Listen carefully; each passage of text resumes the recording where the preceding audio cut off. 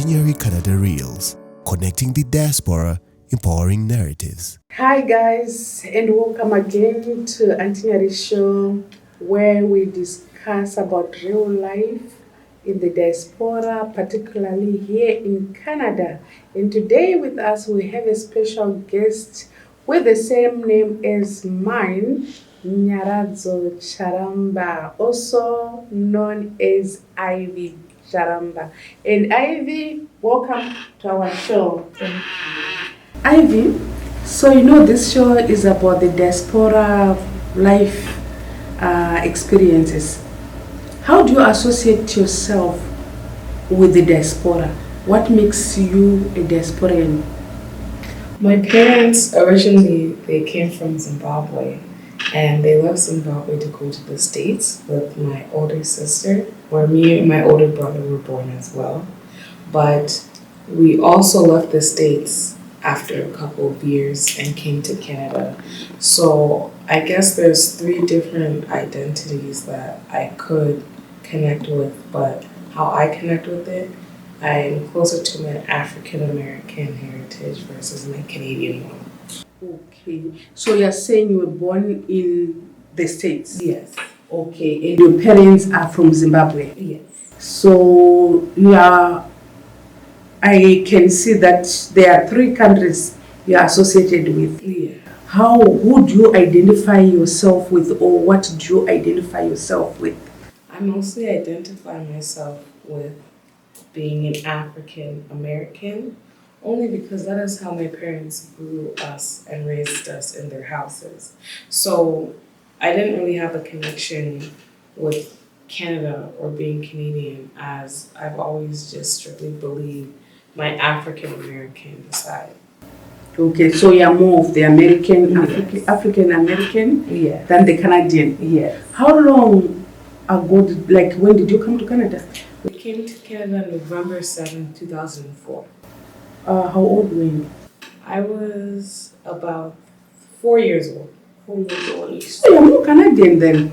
Yeah, people would think that. It's kind of confusing in my own opinion, since I was from three different places and there's three different identities that I can identify with, because I can tell anybody I'm African because I am, but I can also tell anybody I'm American because I am, or I can tell them I'm Canadian because I am. So there's an identity crisis there. Yeah. I see. So having migrated from the US to Canada, it's 5 years. Do you still remember maybe when you were a bit younger in the States, your life? Do you still remember anything? I only have vivid memories of the daycare that I attended, but also the house we stayed at, because we used to live in a mobile home in the States. Okay. And in that mobile home, there was also a community of people who also lived there. Okay. So there was a lot of friends I made when I was younger, but I do remember coming to Canada after we left the States, because it's so abrupt for a child to go through that, especially thinking, oh, this is going to be my forever home. But Okay. ever since then, there's been lots of homes that I've thought were going to be a forever home, but we still ended up leaving that childhood home. Nyari, when you migrated from the States to Canada, did you face any challenges in regards to the change of place, change of environment? I would say it was very challenging when we did come, because growing up, my mom and my dad, they spoke Shona primarily to us when we were kids. Mm-hmm. So when we came to Canada, they had to learn English, but also we had to learn more English than we already knew, since we had only adapted to them speaking Shona. So trying to become friends with other kids in the neighborhood was difficult, because I didn't understand what they were saying to me. Mm-hmm. And even if I pieced it together, my English was still weird when I spoke to them. Mm-hmm. So it was kind of a battle to try and start building a new foundation for myself, because nobody really understood me and I didn't understand them. So there was nobody to blame. Okay. But I know when you are young, it's really easy to, kids, you learn quickly, and to adapt to a new environment. It's so easy than us. Our accent, we can still fight with it every time. Yeah, but we just now believe that, as long as someone understands me. Exactly. Yeah, so I guess that was a different scenario with you, considering that you came as a child. You maybe quickly adjusted to the everything. Yeah. So regarding like when you started, you said when you came, you were in kindergarten. Yeah. Besides maybe you moving from that mobile home and maybe missing friends, and what really changed when you started living here in Canada, like maybe mentally or maybe just adjusting to school? Can you recall anything that was different? I found that the most different thing was the area that we moved into. Our family did happen to be the only black family in that area. So we were definitely a minority. And that's something that a person as young as 5 shouldn't have to fully think about, because at the end of the day, a lot of children are taught to see different colors, but they start off just saying everybody has the same. But when I got here, it seems like all the children had already learned about different colors and different people. So coming in, I kind of felt like a bystander because nobody really wanted to talk to me because I was so different from everybody else. So the mentality I had was, oh, maybe we're just special because we just moved here and everybody else lived here before we did. So maybe that plays a part into why I feel like I'm such an outcast from others, but I feel like a lot of people can relate to that if they were to move to another area as well. Yes, especially if you are the only black people, and also you have an accent. Yeah, I believe, that's normal. You mentioned that you faced like bullying when you were in school. At what age and what happened? Do you mind sharing with our viewers what you faced and something like that? So I would say the bullying didn't necessarily start as aggressively when I was in the first grade, because in the first grade that's when children are learning how to communicate with more vocabulary that they learn. So as a child in that grade, it was more so people saying, oh, if I lick your skin, do you taste like chocolate? Or oh, do you have chocolate milk? Because they're just trying to figure out what this new person that has just come in out of nowhere is from, or what they like, because they haven't been taught that. Yes. But the actual bullying didn't start happening until about grade 3, because the school that I attended, it was grade 3 to 8. So we had older kids there already. And a lot of older kids, they find it funny to tease the younger ones because it makes their friends laugh. So there's often times that I wasn't able to play with the other children because they said, oh, black people can't play this. Or, oh, you can't play this because you're black and you look this way, you don't look like us.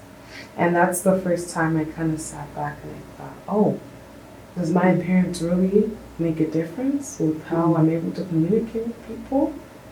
Following that, going on to grade 5 is when I really noticed that, oh, I am different than a lot of people here. And that only doesn't mean with my color, but also my size. Okay. When you say your size, can you elaborate what you're trying to say? Versus the other kids at that time, everybody was small and slim. There wasn't a lot of bigger people. There was bigger people. It was just a little bit of chubbiness. But with me, I was already class 2 obese as a 5th grader. And people haven't necessarily seen a lot of kids like that because I wasn't a thing back then. Obesity was more normalized in the States, which is why it was very confusing as to why I was being treated differently after I came to Canada. So that's when I learned, oh, maybe there's more to it than just my skin color being different. Okay.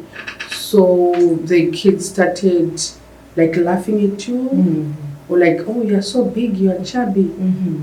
Okay. Or they would sing songs that used to be like, do, do, do, do, do. Every time I would walk down the hallway, the kids would sing that as I walked by. And it's sad to say, but eventually I had to learn how to just push it aside.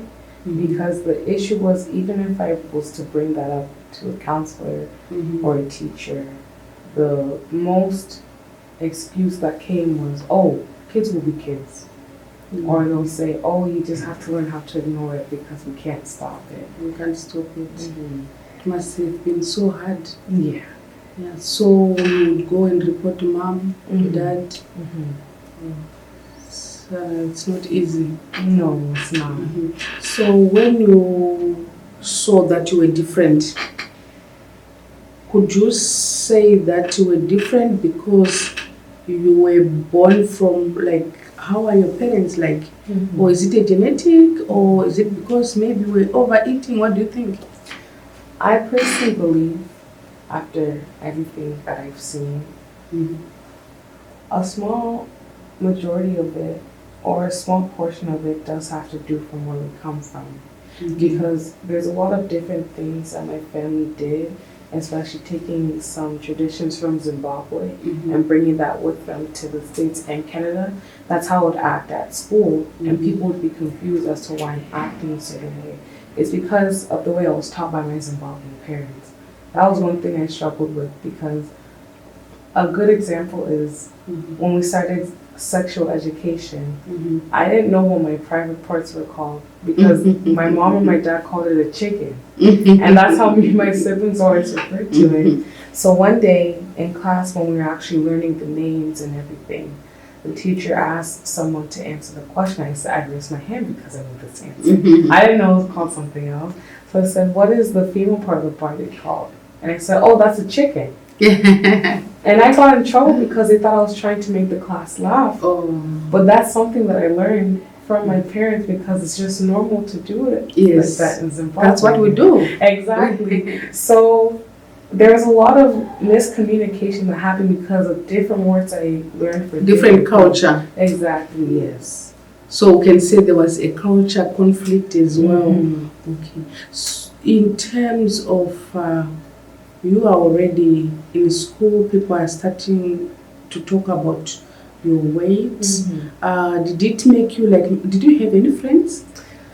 It was hard to make friends at first, but I did have one specific friend that I still remember to this day. Her name was Jamie, and her and her mom were like the sweetest people I've ever met, and she stayed my closest friend up until I moved out of that district in grade 8.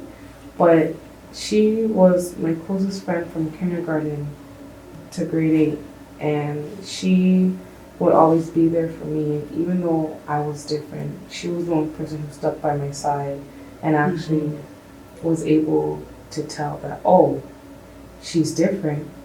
She doesn't know what I know, but I can know her because she's a good friend to me.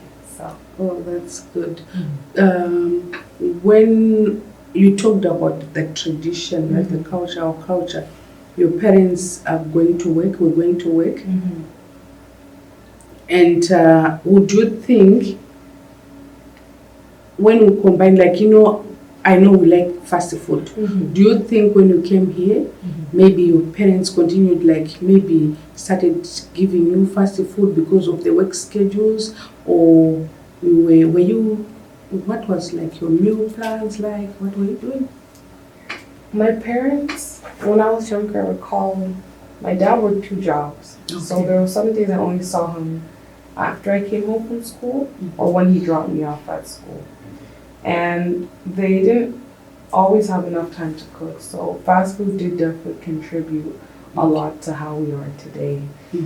But we also come from a genetic line of people who are already big, because my grandmother is big on my mother's side, and my mother's sister is big. And you know, on my mother's side, that's where the obesity issue happens, because a lot of the women in that family struggle with their weight. So it was kind of like I didn't really get a chance to actually experience what it's like to not be in that position, because I was born from that line. So that's who we are. That's who you are. Yeah. Yes. I also struggle with mine. My weight. Everybody in my family, there's no one who is small. We're all big and we're always struggling. So probably it's also genetically, but we also love our food as well. So a little bit of this and that. Yes. So yeah. So when you were now in, you mentioned to me that when you got to high school, I believe you said you were 16. You were now at your biggest size. How many pounds were you at that point? At that point, I was 473 pounds. 473 pounds. Wow. Yeah. Yeah, I understand. And now, where are you at? Right now, I'm at 285 pounds. So you lost almost 200 pounds. Yeah. Wow, that's a lot. So you did a good job then. Yeah. Yeah, because I remember, I saw you when you were a young girl. I think maybe you were even 16 at that point. You were a bit bigger. Yeah, than you are right now. You are maybe half of who you were before. Yeah. So it must have been a journey for you. What did you do? When I was 13, I made the choice on my own to apply to get a gastric bypass. But they said since I was too young, I had to start on the obesity program that I had been doing since I was a child. Like natural, okay, like trying to lose it naturally? Yeah, so they gave, because when I was younger, the doctors were also confused as to why I kept gaining weight because I was a very active child, but it wasn't adding up with the amount of sports and stuff I would do at school. You were involved in the sports as well? Oh, yeah. Oh, yeah. I saw actually one of your videos on YouTube. You were dancing and very active. You were still very young at that point as well. So I don't think you were like me. I'm not active. So, yeah, so you were really very active, and I assume that probably, like you said, mainly maybe it came from the genetics. Yeah. It's from your mom. Your mom is also big. Is she also big? Oh, okay, I get it. Going back to when you mentioned that when the other kids were maybe teasing you, they were saying we were too chubby. Was it because you were chubby and black, or you were just chubby because there are some chubby people who are also white? So why was your own different? I think it's definitely a mix of both. Being one of the only black people in my school as well. Because I do agree, obviously, there's other chubby kids of every single color in the book, green, blue, purple, everybody. But when you're in an environment where it's predominantly white people, that is almost bound to happen because you're young and you still don't know all the rights from wrong. And all the rights and wrongs you learn are from your parents, right? So it was definitely a factor of both being obese but also being black because they didn't know how to deal with black people at the time. Yes. Okay. So this must have really affected you mentally. So to our viewers, you're going to tell them how you managed to deal with this whole situation mentally. So we look forward to hear more stories. You said you're going to walk us through the journey of the mental health, how this has affected you, and you're also going to take us to the journey of the weight loss. So we're really looking forward to see that in our next episodes. And our viewers, in our next episode, Nyare will take us through the journey of her mental health and how she managed to get rid of all the weights, 200 pounds. And please don't forget to like, share, and subscribe. Thank you very much. See you next time. Ain't no mountain too high, ain't no river too deep. I know we can overcome it. if we can discuss it. Canada diaspora we link up. Through our ups and downs we speak up. Calling you and you from all over the world. We are sit down and chat on that Nyaradzo Chat show, yeah, yeah. Auntie Nyari show.